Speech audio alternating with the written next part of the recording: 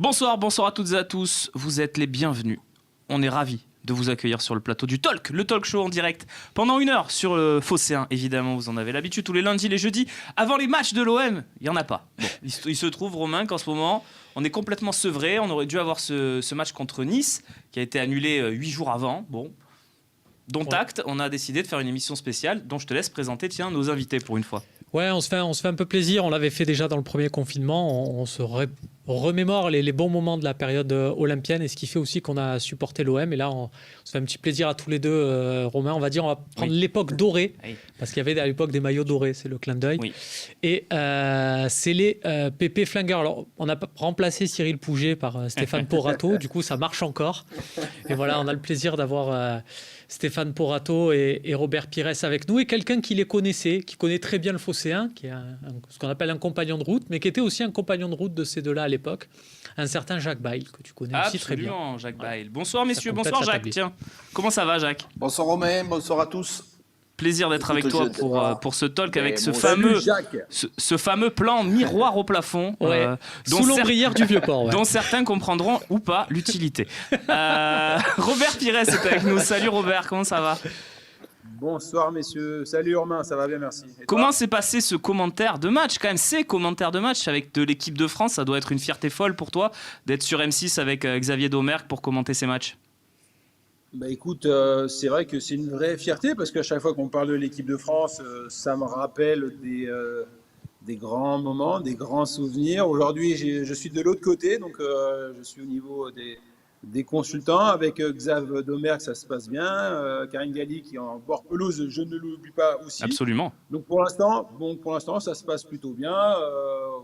On est à l'image de l'équipe de France, tout simplement. Ça roule.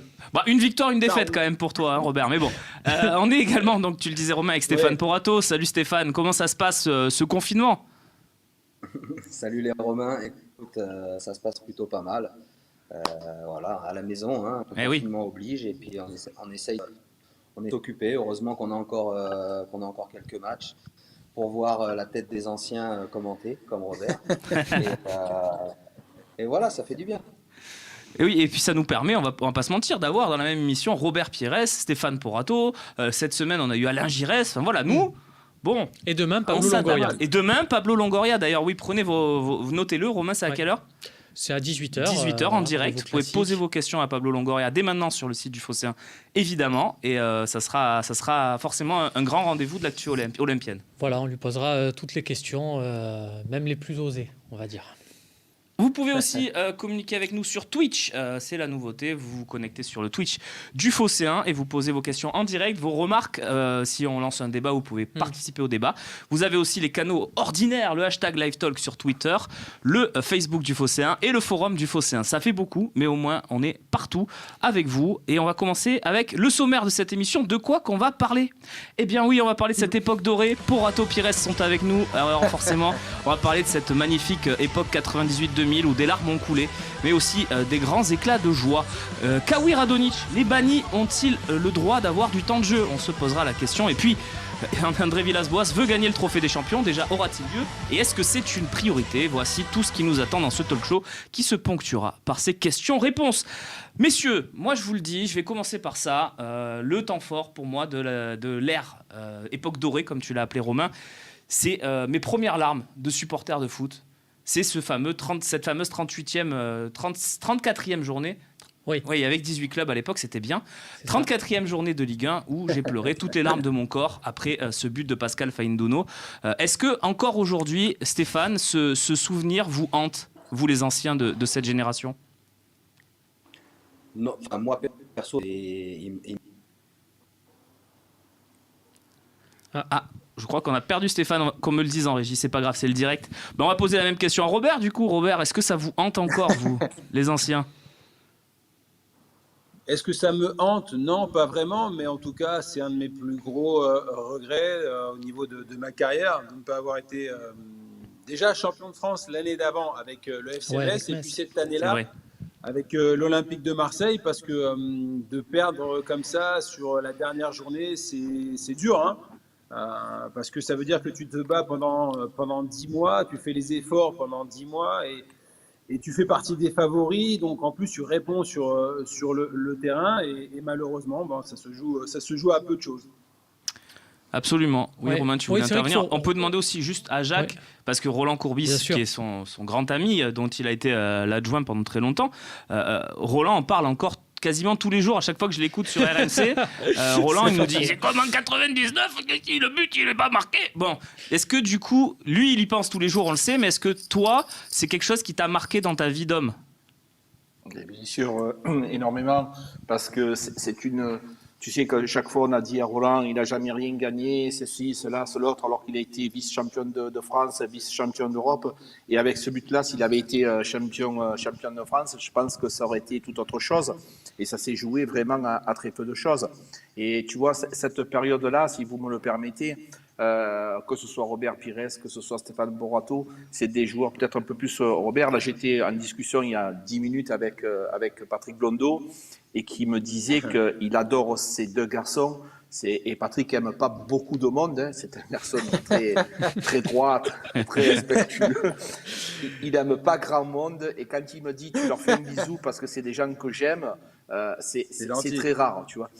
Et moi, c'est des garçons, Robert Pires, excuse-moi, c'est quand même un champion du monde, champion d'Europe.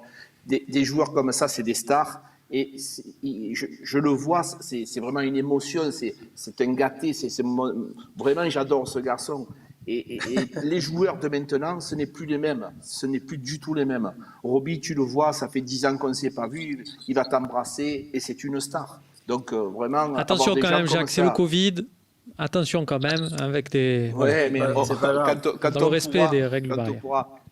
Tout ça pour te dire que c'est des gens adorables, c'est toujours avec une grande émotion que je les revois. Donc tu n'as pas entendu, Stéphane est de retour, tu as un bisou de Patrick Blondeau. Voilà. Oh, ça c'est gentil. Romain, tu voulais intervenir. Ouais, non, mais on parle de cette époque. On était gamins, on va le dire. On était gamins, mais c'est les premiers coups tactiques. Ouais. Moi, je me souviens de Robert, justement, je le voyais évoluer sur le côté à Metz, et j'étais très surpris de le voir arriver meneur de jeu sur les premiers matchs à Marseille. Je comprenais pas trop, d'ailleurs. Et puis il a fait une super saison à ce poste-là. Et j'avais trouvé génial. Et même pour la petite anecdote, le moment où il part à Arsenal, il y a un petit moment où ça bloque un peu dans les négos. Et il y a Eric Dimeco, qui était alors directeur sportif du club, qui dit si Arsenal ne met pas ce qu'il faut, on a notre meneur de jeu pour la saison prochaine. Et moi, j'étais ravi. Je me disais, tiens, c'est super. Bon, finalement, il signera Arsenal, ça deviendra... Voilà, on ne va pas lui reprocher ça quand même, il faudrait être fou. Et puis vraiment...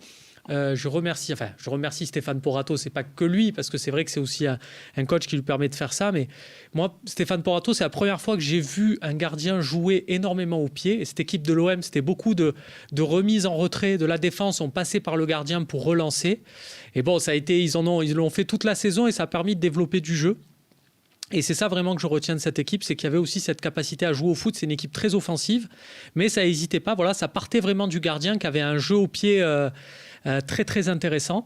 Malheureusement, ça leur a porté préjudice au plus mauvais moment, puisque c'est cette remise en retrait quasi systématique de Laurent Blanc en finale à Moscou. Voilà, il l'a fait toute la saison. Mais voilà, toute la saison, ça a quand même permis de super bien jouer. Il y a ses larmes aussi, cette fameuse finale de Coupe d'Europe. Ouais, mais voilà, au niveau du jeu, Romain, on se souvient beaucoup de l'équipe de Bielsa, et c'était offensif. Oui, prends l'équipe de l'époque, c'était aussi offensif que Bielsa, et ça se confirme dans les chiffres. On avait pris un plaisir fou. Stéphane, sur cette période de ta carrière, est-ce que toi aussi tu retiens ce que nous dit Romain, le jeu, l'attaque, la capacité de marquer, le potentiel offensif incroyable aussi de cette équipe? Ouais, c'est sûr que ça faisait partie un petit peu de nos grosses qualités, hein. On se souvient tous du nombre de joueurs et de la qualité des joueurs qui faisaient partie du secteur offensif. Sans les nommer, mais Ravanelli, Maurice, Dugarry, Pires, Titi Camara qui à chaque fois qu'il rentrait marquait aussi. C'était quand même du lourd. Donc on avait une équipe offensive. Ça jouait. C'est vrai que ça jouait énormément. Ça nous a joué des tours quelques fois, parce que à trop vouloir attaquer, parfois tu t'en oublies de défendre correctement. Mais c'est vrai que sur cette saison, on avait quand même Lolo derrière qui arrivait à tenir tout le monde. Et du coup, on va dire qu'il y a eu une harmonie qui était somme toute très, très, très, très bonne. C'est vrai que cette équipe, elle est quand même particulièrement jolie quand on la regarde sur le papier aujourd'hui, quoi. On se dit, tiens, on avait quand même du lourd. Question, messieurs, pour vous. Robert, c'est Alain qui nous demande ça. Robert, est-ce que le match mythique contre Montpellier, bien sûr, ça fait partie aussi de cette belle époque en 98, est le plus beau match de ta carrière? Beau souvenir, enfin le match le plus marquant peut-être. Je pense que c'est un de mes plus gros matchs et un de mes plus beaux souvenirs dans ma carrière. Tout simplement parce que, en plus, moi j'arrive et je débarque de Metz, donc c'est complètement différent. L'atmosphère n'est pas la même, l'accueil n'est pas la même au Vélodrome. Et puis je ne sais pas si tout le monde s'en souvient, mais à la mi-temps on perdait 0-4 quand même. Ouais. Absolument, oui, on s'en souvient malheureusement, ou heureusement d'ailleurs. C'était extrêmement bouillant avec les supporters, quoi. Oui, pour ceux qui sont restés au stade. Oui, mais si tu veux, quand tu es jeune et que tu sais que tu viens de Metz où c'est tranquille, il n'y a pas de pression, il n'y a pas de problème, et que tu arrives dans cet environnement, tu te dis waouh, mais qu'est-ce que je fais là, quoi. Romain, si tu me permets, j'ai une anecdote à Robert Pires. Jacques, bien sûr. Il vient d'arriver, il est à la commanderie, il est en train de courir, je crois que c'est avec Florian Maurice. Et il y a un gars qui dit Oh Pires, tu as intérêt à te bouger. Je vais dire ce qu'il a dit, le gars, parce que tu as intérêt à te bouger le cul, hein, parce qu'ici tu n'es pas à Metz. Déjà, Robert Pires, il savait déjà où il était. Il arrivait de Metz. Bon, j'ai compris, c'est pas pareil que là-bas. Hein. Ouais, non, pas vraiment. Mais tu te souviens de ça, Jacques? Waouh! Eh oui. Ah oui.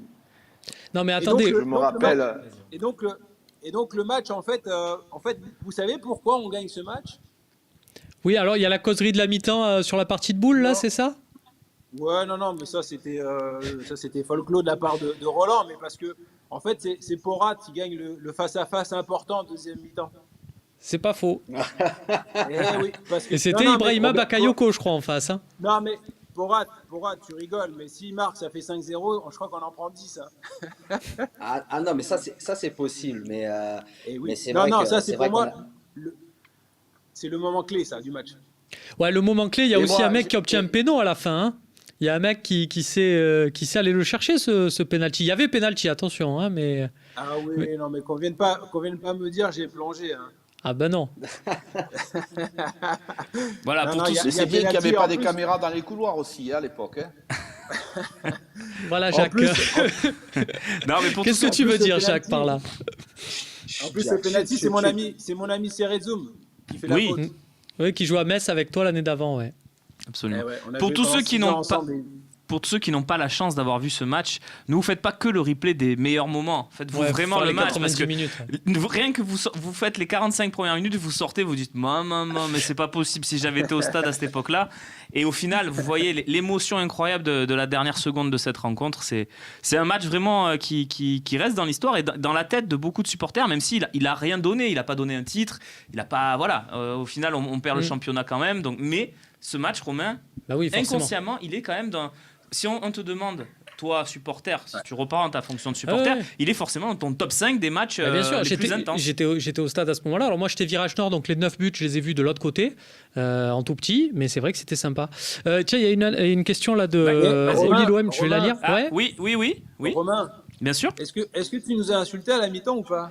Non, alors moi j'avais 13 ans à ce moment-là et il y avait le chef des supporters qui disait rentrez tous chez vous et qui mettait un peu la pression. Alors moi j'en menais pas large mais je voulais rester. C'était la première année que j'étais abonné et je voulais rester au stade. J'ai payé, je voulais rester. Donc je me suis mis dans un coin discrètement mais je voulais rester moi en fait. Donc j'ai pas regretté à la fin mais j'en menais pas. J'ai pas fait le malin. Hein. J'ai pas dit attention moi je reste ou quoi que ce soit. On va chanter, on continue à chanter.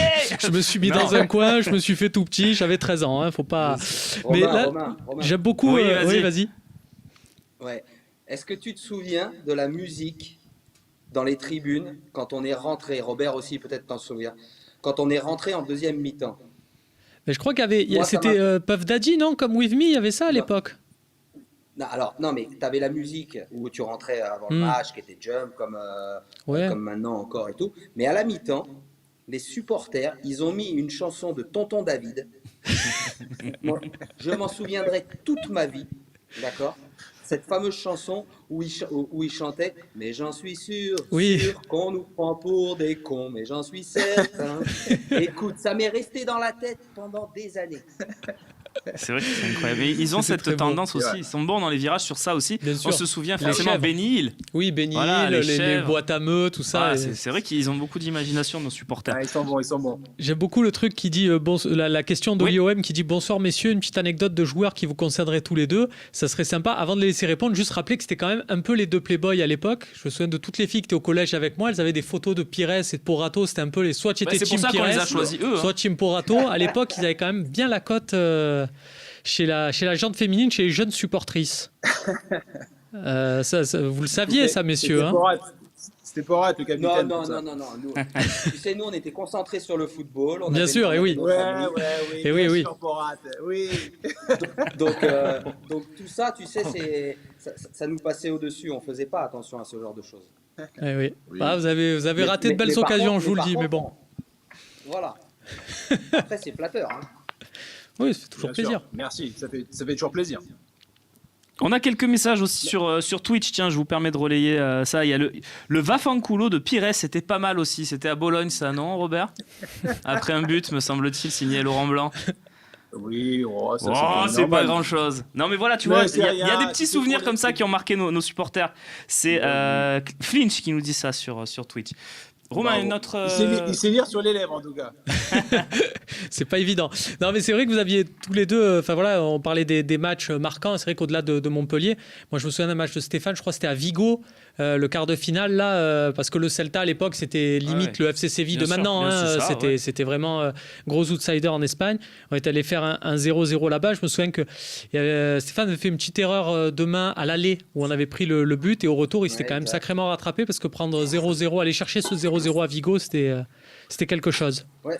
Non, mais Tu sais, Romain, si qu'on tu m'y savait que si on autorises- prenait un but au Ah, il y a Vélodrome- Jacques qui veut parler. Excuse-nous, Stéphane, Vas-y, mais Jacques, vas-y. le grand Jacques a envie d'intervenir. Je te l'autorise, mais laisse parler Justement. Stéphane quand même, Jacques. Vas-y, Jacques, vas-y. Ouais. Mais justement, c'est pour Stéphane, et après je pense qu'il peut poursuivre, parce que ce qu'il a eu, Stéphane, ça n'a pas été facile, parce que Stéphane, il arrive, il remplace Kopke, et quelque part, tout le monde c'est vrai. en veut à Roland de ne pas avoir gardé Kopke. Roland, il n'aimait pas ce genre de gardien qui dégageait toujours du point, qui gardait jamais le ballon correctement. Et quand il arrive, Stéphane, c'est pas facile pour lui, tu vois, et il arrive quand même à faire une saison, pour moi, extraordinaire par rapport à son caractère, parce qu'il a su se mettre quand même un bouclier pour pas écouter tout ça, parce que, comme on disait avec Robert, arriver à Marseille, c'est pas facile. Lui aussi, il arrivait de Monaco, c'est un endroit beaucoup plus tranquille. Donc, je voulais aussi féliciter ce qu'il a fait Stéphane, parce que c'était pas évident quand même pour lui. Ouais. Du coup, Merci, Stéphane, merci, les deux questions et remarques, si tu veux y répondre en même temps, vas-y, fais-toi plaisir. Ouais. Non, mais c'est comme le souligne Jacques, c'est vrai que en plus de ma situation où j'arrive et que je remplace le grand Andreas Kopke, tu vois, qui est un monument pour non seulement les Marseillais, mais pour toute l'Allemagne aussi. C'est pas facile parce que Robert, lui, était un titulaire à part entière à Metz. On savait déjà que c'était un joueur en devenir, mais quand moi j'arrive à Marseille, à part mes parents, il n'y a personne qui me connaît. Tu vois. Alors, je connais Robert parce qu'on a été en espoir ensemble, machin, tout ça. Je connais une partie des joueurs parce qu'on s'est côtoyés. Mais moi, j'arrive comme ça, comme un cheveu sur la soupe. Et je pense que c'est ce qui m'a aidé aussi, c'est qu'en fait, je me suis retrouvé là, sans arrière-pensée, sans souci. Et je me suis dit, écoute, j'ai une chance. Roland me file une chance. Et il faut que je la saisisse. Messieurs, on me signale sur les différents chats auxquels on a accès que vous n'avez pas répondu à la question. Est-ce que vous avez une anecdote commune à nous raconter? Robert, peut-être. Des anecdotes avec Robert, je pense si on y réfléchit un petit peu, on doit en avoir plein parce qu'on a entre l'équipe de France Espoir, Marseille, Léa, on s'est côtoyé quand même pas mal. On s'est vu pas mal de fois. Ouais. Après, Pas que sur les terrains, j'ai l'impression. Après, le problème, c'est qu'il y a pas mal d'anecdotes que moi je parlerai pas parce que c'est vrai que. Il y a des Si tu veux balancer, choses qui balance, doivent rester Steph, entre Robert et moi, quoi. Non, mais tu peux balancer, t'inquiète. Moi, j'ai aucun problème. Tu as peut-être Moi, un truc, ce toi, que Robert, sous le coude? Non, mais moi, ce que j'aimais en fait, à l'époque à Marseille, c'est à chaque fois qu'on gagnait à domicile, le soir même, on partait à Saint-Tropez. Donc c'était pas mal. Ah oui, pas mal, ouais. Oui, effectivement. Ah bah oui. C'est vrai que Saint-Tropez, c'était un petit peu notre camp de base, parce que nous qui étions pour le climat, c'est vrai que c'est plus pratique. Ouais, non, et puis on avait plein d'amis. Bah oui.